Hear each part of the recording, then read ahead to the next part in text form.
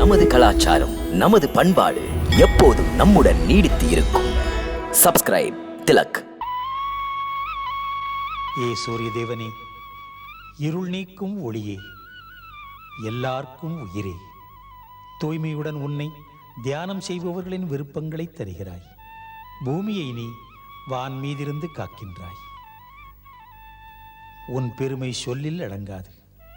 பரம்பொருளை அர்க்கியம் சமர்ப்பிக்கிறேன். தாம் எனது பூஜையை ஏற்றுக்கொள்ளுங்கள். உயிர் வழங்கும் ஒளிக்கடவுளுக்கு உளமார்ந்த எனது காணிக்கை. ஏ சூரிய தேவா, தம்மை தொழுவதால் விருப்பமெல்லாம் நிறைவேறி இஷ்ட தெய்வங்களின் தரிசனமும் கிடைக்கின்றது.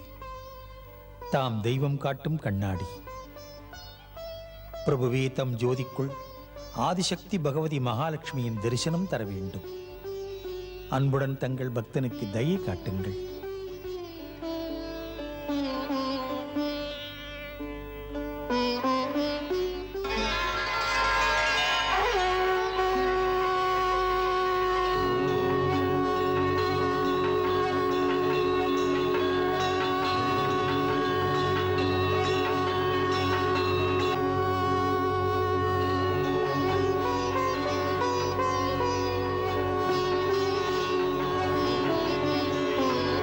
ஏ ஆதிசக்தி, செல்வமெல்லாம் தரும் தாயே, மகாலட்சுமி மாதா, அம்மையே, இந்த பக்தனின் பிரார்த்தனையை ஏற்றுக்கொள்ளுங்கள். அம்மா, நான் அகிலங்களுக்காக தொண்டு செய்ய ஊக்கம் தாருங்கள். மாதா, இன்றிலிருந்து நான் இந்த உலகத்துக்கு அற்புதமான தங்கள் கதையை அப்படியே எடுத்துச் சொல்வேன். மாதா, மெத்த படித்தவனும் இல்லை, நான் மேதையும் இல்லை. செல்வநாயகி, உங்கள் கதையை சொல்ல என் இதயத்திலே நீங்கள் இருந்து சீர்குறையாமல் சொல்ல திறன் தர வேண்டும். ஆகையினால் திருமகளே, அம்மையே, ஒரு பிரார்த்தனை. ஆர்வம் மட்டும் இருக்கும் என் நாவிலே அம்மையே, உங்கள் அவதார மகிமைகளை சொல்லும் திறனாய்வை, தெளிவை எனக்கு தந்து அருள் புரியுங்கள்.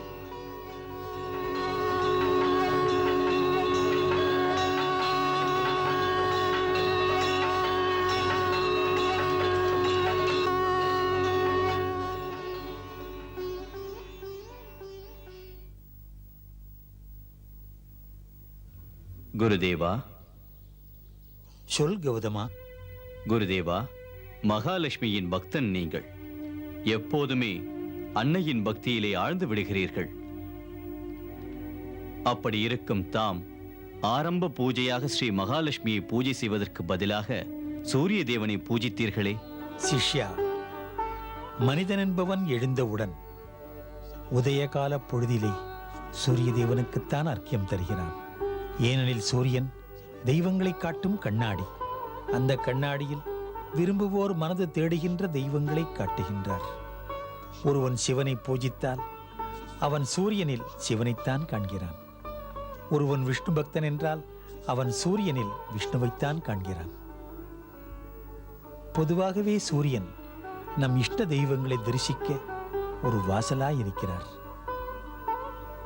அதனால்தான் சூரியனை பகவானின் கண் என்கிறார்கள். ஏனெனில் பரமாத்மா சூரியன் மூலமாக அகிலத்தின் செயல்பாடுகளை நேரிலே பார்த்து கொண்டிருக்கிறார்.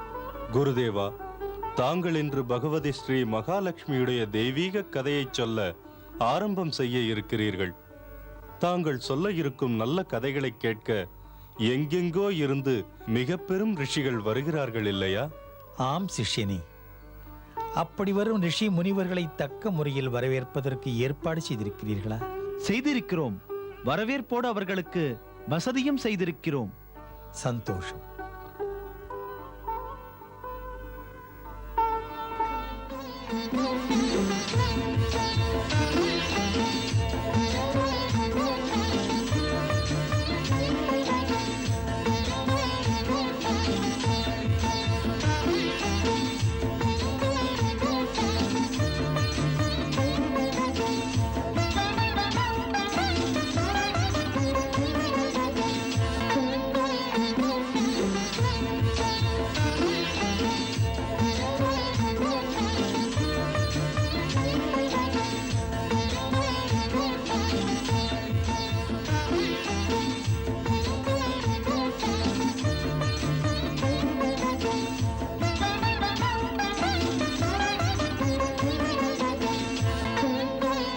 वक्रतुण्डं महाकाय सूर्यकोटि समप्रभा अविघ्नं गुरु मे देव सर्वकार्येषु सर्वदा.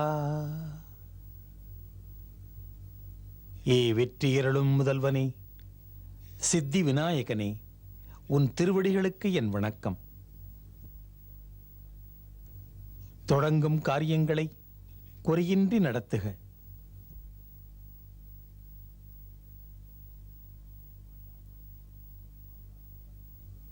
ஹே மாதா சரஸ்வதி, படிப்பறிவில் மிக குறைந்தவன். ஆர்வம் என்னை இங்கே அமர வைத்தது. அம்மா தரிசனம் தாருங்கள், அம்மையே தரிசனம் தாருங்கள் மாதா.